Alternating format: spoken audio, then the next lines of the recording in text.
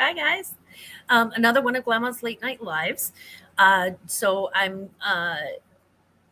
got kind of curious. There was a TikTok trend going on, um, uh, and it had to do with old money. The old money aesthetic is what they're calling it, or stealth wealth, which is also sort of the same thing.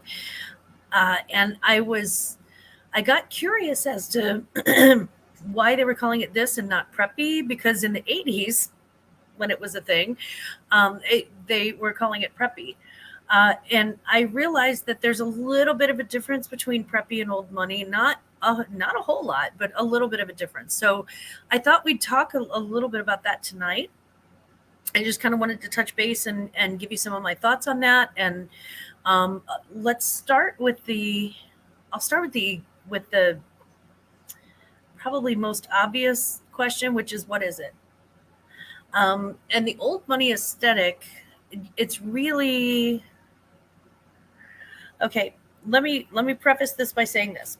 Um, by North American standards, and specifically by standards set forth in like the United States and Great Britain, it's mostly what they're talking about. Hey, Aisha, hi, Kristen.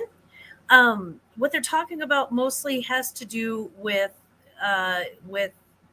old money as it pertains to Anglo-Saxon um, peoples, I guess.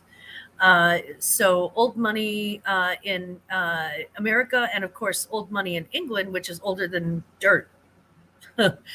um, so uh, so that's sort of what we'll be talking about, only because we do actually sell in, most of us sell in the United States and Canada, so it's going to more apply to what we're talking about. There are, of course, all sorts of societies and cultures all over the world that have their own version of old money.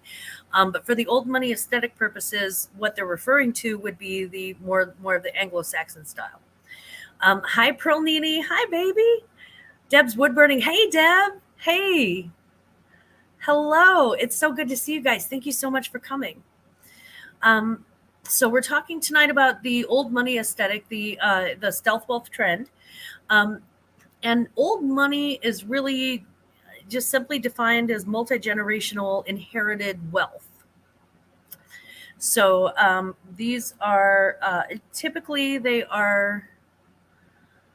Yes, a long time's generations, correct. It's multi-generational wealth. So typically they're people who have been born into a moneyed situation. But when they refer to old money, okay, there's kind of a split on that, and here's why. Because we're Americans and everything is brand spanking new, we would consider the Vanderbilts old money, but in fact, the oldest money in America considered the Vanderbilts kind of new money, nouveau riche, because they were railroad barons. So they didn't really get too much of a reputation for being part of the upper crust of society, um, until probably the second or third generation, when the dollar princesses in the Gilded Age started marrying off to English royalty, English aristocracy, and so and infusing their older families with money, and so that was how some of them became a little bit more legit in the original 400 or whatever. The Astors are still the Astors. There are families older than that. They have there was some poem about Boston that had to do with the bean and the cod, and the lulls only speak to the Cabots, and the Cabots speak only to God, something like that. So, hey, Bryn, hey, Janet. Sorry, I almost said, hey, Janet. Thank you so much for the great shout out in your video. I appreciate it. So when we talk about the old money aesthetic, we're talking about generational wealth, and typically it's more than just a few generations. Some people look at the Kennedys as old money, when in fact I think Joe Kennedy actually made his fortune bootlegging in the 20s. So not really considered old money, although Jackie O was from old money, and you could definitely tell. So there are many definitions, but really generational and inherited wealth.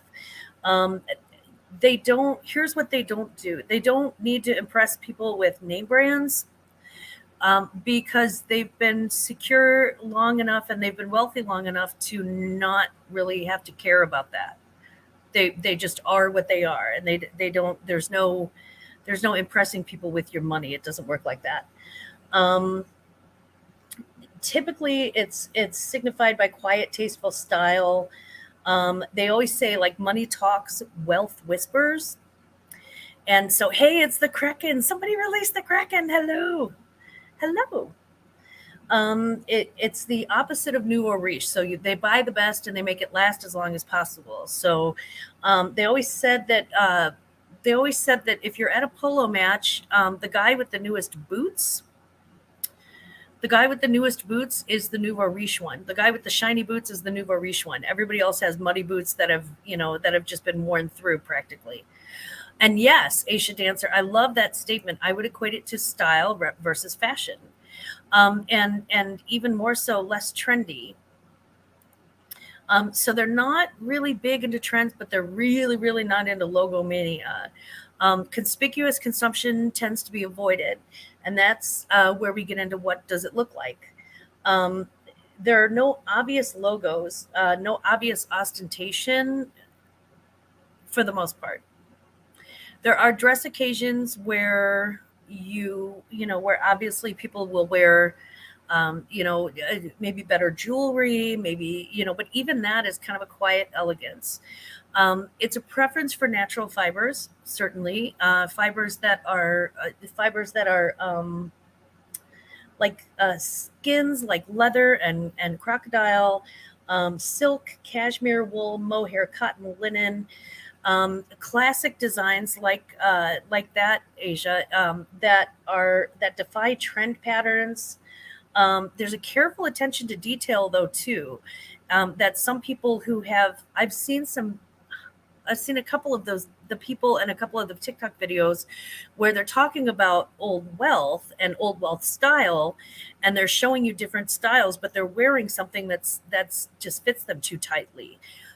Old money doesn't wear tight clothes. Nothing fits that tightly.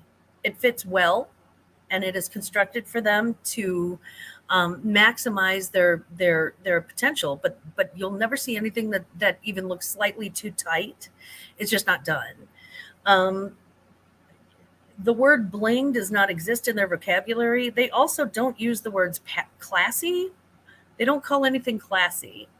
Um, it's just not, again, it's just not done. They don't say we don't do that. They don't say like don't do that because that's tacky. They say we don't do that. So the designs that we're looking at are sort of prep school, Ivy League, country club, sailing styles. There is a lot of equestrian style that's happened. So the knee high riding boots are a perfect example. A really good pair of riding boots will take you very, very far.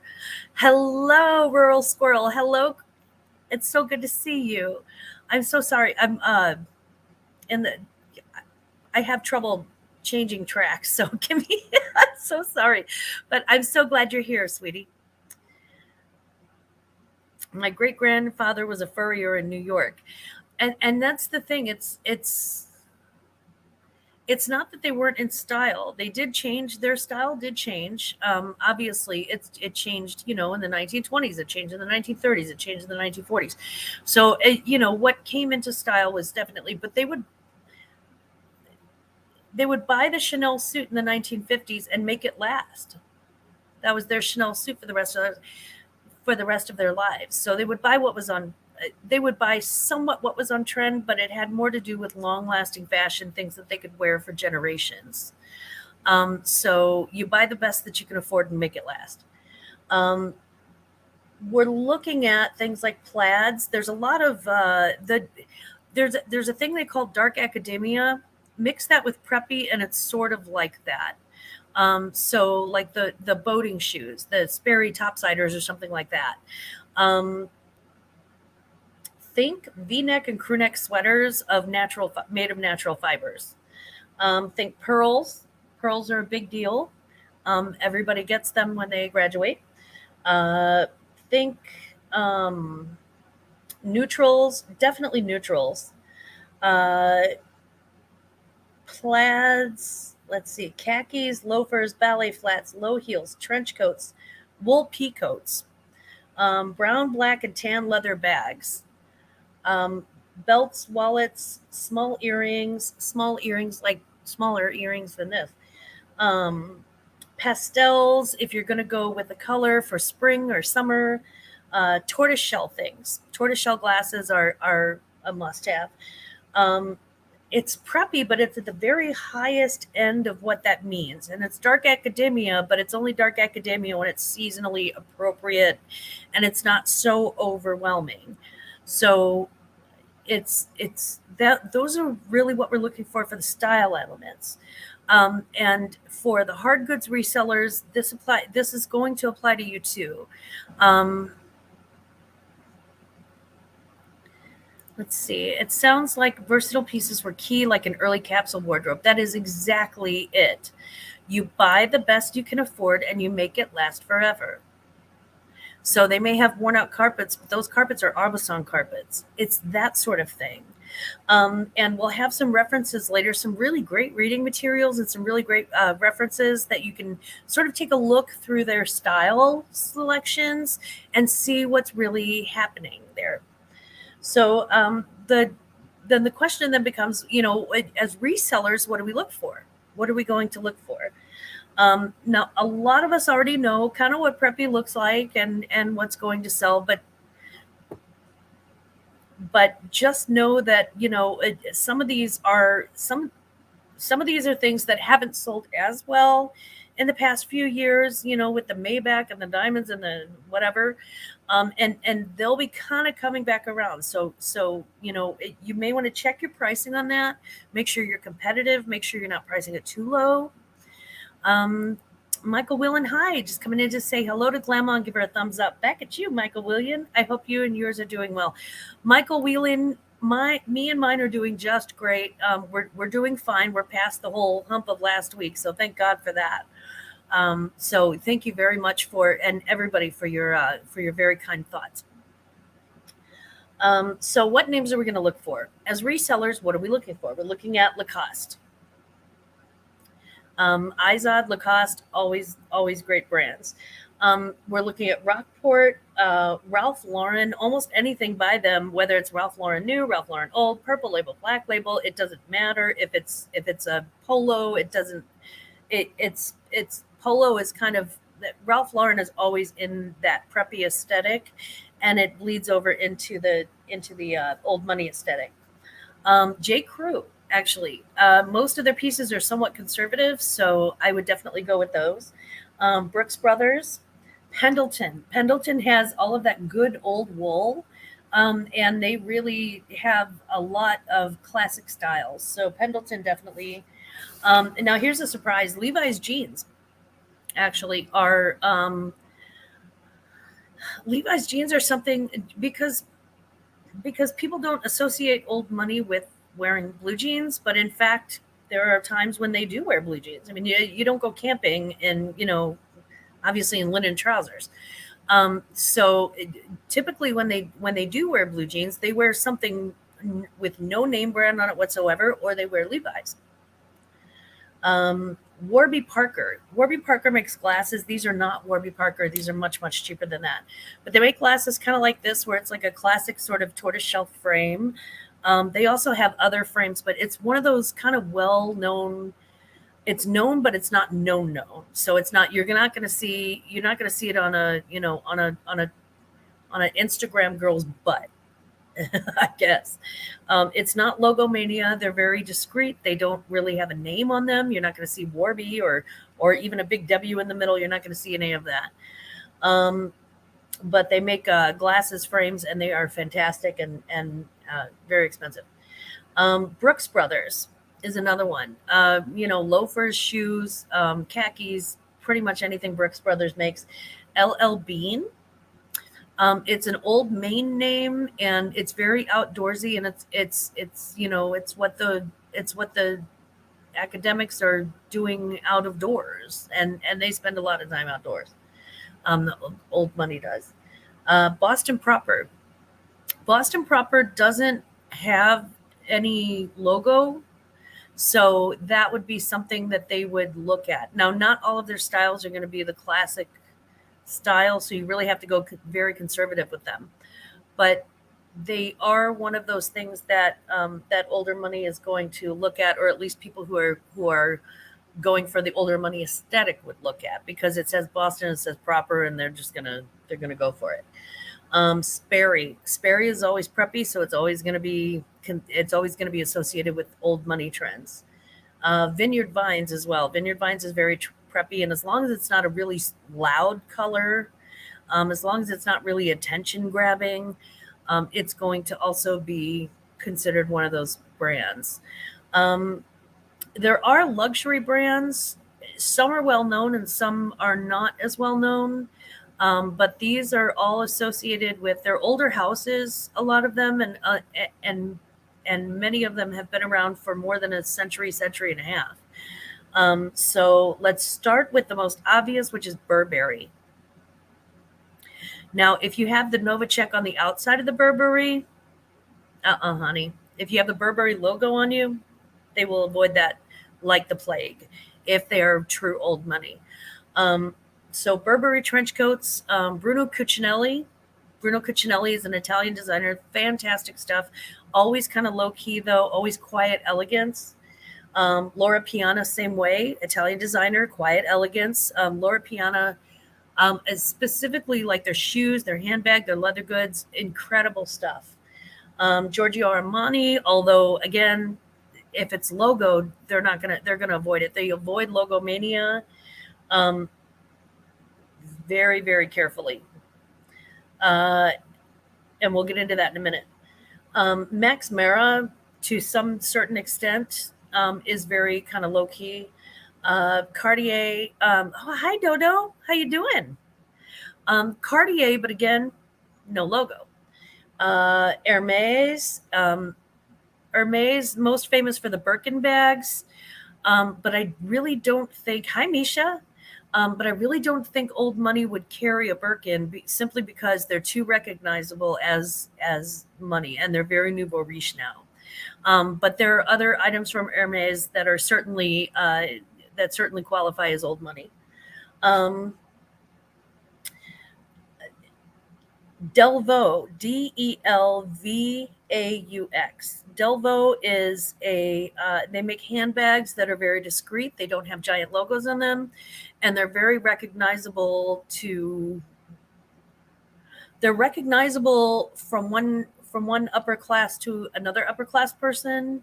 So I would keep my eyes on things, because these are also the types of things that maybe thrift store owners or someone who is running an estate sale may or may not know about. Um, if your grandmother had a certain amount of money, but you didn't inherit that money, or if somebody's clearing out an estate and they don't realize that this person had exquisite taste in handbags, just keep an eye out for that Delvaux Moynat.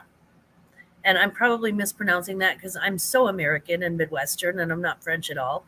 But it's Moynat, Moynat. Uh, Here I go. It's pronounced Lanvin, I think. Lanvin, and it's actually Lanvin. So in the Midwest we'd call it Lanvin, but it's Lanvin. Lanvin. I sound like the French chef. Do I have a little Cajun there? Loewe, which again, it's spelled like Lowe's. If you put an S on the end of it, it would be Lowe's. It's Loewe, and it's pronounced Loewe. Goyard, also old fine leather maker, Goyard, for boots, for luggage, for handbags, for things like that. Balmain, definitely for handbags and definitely for boots, definitely for shoes. Balmain, Balmain. Brahmin, actually, Brahmin. Brahmin is, they also make handbags, but they make other leather goods as well, belts. These are all things that you kind of want to just keep that label in your head. Petit Philippe, which is a watch type, and you have to actually be approved by them and then put on a waiting list to get those watches. So if you come across anything, and I don't know if it's Patek or Patek Philippe, but I do know that they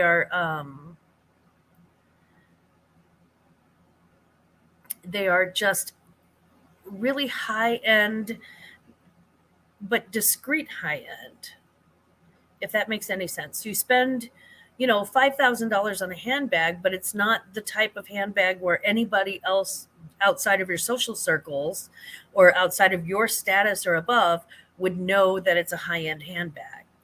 Now, everybody in your social circle or above, or anyone who reads Town and Country or one of the magazines or one of the references, would know this. They would know this. They would be able to spot it on sight. And that's what I wanted to give you, just a little bit of a taste of to start. And we're actually going to come back to this again next week. And we're going to delve a little bit more into name brands that you can keep an eye out for, that are discrete name brands, and name brands that would not be on everybody's radar, but they're definitely stealth wealth. Some of the keywords when you're listing things like that, and by the way, for the hard goods, hi Bama, hi Zero, oh my God, hello everybody, thank you. Dodo, you taking notes? You'll have to share your notes with me. I usually just get rid of mine afterwards. Though I'm pretty sure I have some in my storage unit. That's awesome. That is awesome. I hope you do, Dodo. So some of the keywords for selling this type of thing, and before I get to that, I'm sorry, I just derailed myself. Remember too that if you're selling hard goods, think mid 80s office furniture, think mid 80s home decor. So we're looking at like wooden mallard ducks, polo mallets. Those are the types of things, old stoneware. Those are the types of things that are going to start moving into style. And those are going to be things that it's just, I hate to say it, but there's probably going to be some taxidermy around there somewhere. I have a couple of thrifts that unexpected things show up and cheap. I love it. So when we talk about the old money aesthetic, we're not just talking about the fashion style, although that is certainly the one that's most popular on TikTok right now. When we're talking about stealth wealth, we also have, please keep in mind that we also have, people who are going to have, do you remember in the 80s when they had the big globes, and you open them up and there's like a cocktail service? Think of that, because that's what the people who are following this trend are looking for. And it's never a trend if it's been in fashion again and again and again and in and out of fashion. So I wouldn't exactly call it a trend. They're calling it an old money trend. And it's funny because old money would be like horrified by that. Okay. They're like, no, it's not trendy. It's stylish forever. So the keywords for selling, if you're reselling something and you believe that it's got some old money value, or if it's on that list and you're like, yes, this is going to appeal to the old money aesthetic people. Obviously, old money aesthetic, number one. Stealth wealth, number two. But you also may want to use terms like classic, timeless, elegant, tasteful, wealthy, preppy, discreet. Never, ever, the only thing I can tell you is never use the word rich. Rich people do not talk about money. They don't. They talk about it with their accountant, and that is it. And that probably makes them uncomfortable. And never ever use the words blingy or bougie. For God's sake, don't use those words if you're trying to sell that sort of thing. I picked up a footed custard cup for 50 cents that listed for around 180-ish. Dodo, you've got a great eye. That is incredible. I love that. So next week, when we go live, when I go live next Sunday night, we're going to talk a little bit about those discrete brands and again, things to look out for. And I promise I'll have my nails done by then, and I might actually look halfway decent. I'm not sure. But I do have some references for you if you wanted to get caught up on any of these, on what the mindset is for that and how to best market to it and approach it. Just to sort of wrap your head around it, in the US, Town and Country magazine is a very good reference guide. It just is. Take a look at who's advertising with them, because that's going to be one of your keys. And if there are any names that you don't recognize, that's a good thing. Write that down, because put that on your BOLO list, because if you don't recognize it, the chances are that somebody who's running an auction house, or somebody who's doing, somebody who's doing an auction out of their barn and just recovered a bunch of stuff or whatever, yard sales are the number one place to get stuff. But also, some 20-year-old girl who just got her first job at the Goodwill, who's sorting through stuff, is never going to know this stuff, a lot of it. So I would definitely take from the US, Town and Country magazine. Now, even older and even more prestigious, from the UK, look up Tatler magazine, Tatler. The Tatler magazine has been around for ages, and it is the bread and butter magazine for anyone who is wealthy. Anyone who is wealthy and aristocratic and has generations after generations after generations of money in the UK reads the Tatler. They just do. So again, look at who's advertising. Don't just look at their clothing. Don't expect for them to name drop the clothing and the handbags, because they do not do that. But look at who's advertising to them. Take notes on who it is, because you will always find, those are the people who they're shopping from, because they know their market. And then there is a book.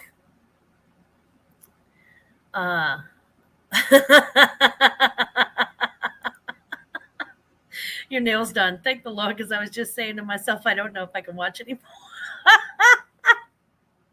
I can't even see your nails. That's because I'm going very much out of my way to hide these nails. And finally, there's a book called America's Secret Aristocracy. I've read it actually 2 or 3 times. I read it first when I was much younger, and I'm not going to say how much younger, but I was pretty young. But I've reread it since then, and it stands the test of time. It's by Stephen Birmingham, and Birmingham is like Birmingham, Alabama, like Bama.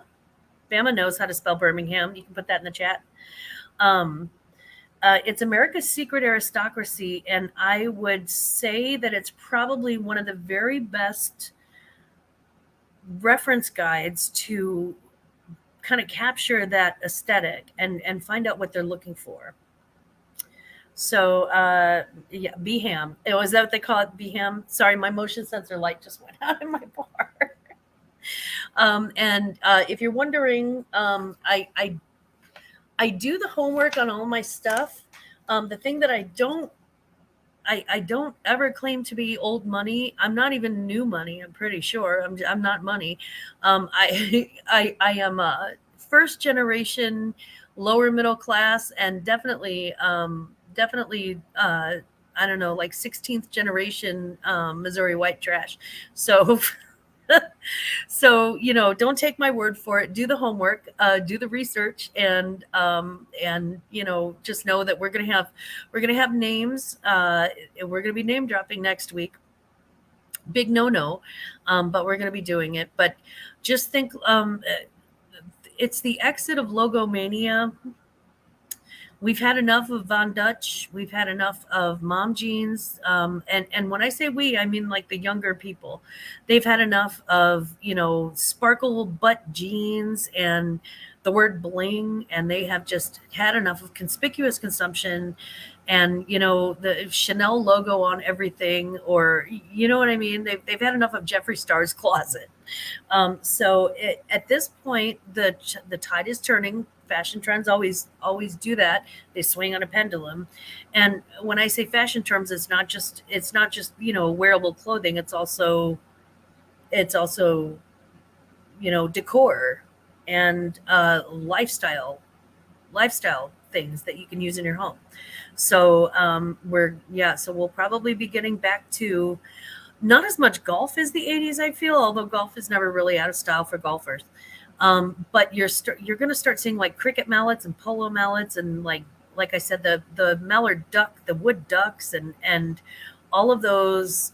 Yes, Jeffree Star is a hot, sticky mess. Yes. So yeah, he is not. He's about as bougie as they come. Classically clean. That is exactly right. It's classic elegance, timeless elegance, much of it. But it is also, it's also the highest quality of goods and services. Um, anyway, that concludes my live for tonight. Those are my references, and I look forward to seeing you guys next Sunday night, and we will talk a little bit about what those name brands are.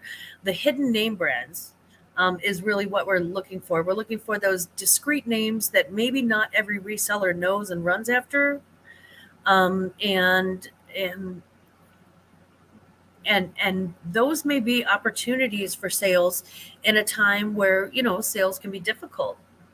So hopefully you have gotten something out of this, and if nothing else, you get my undying love, because as always, never forget, Llama loves you. Y'all have a good night. Bye bye.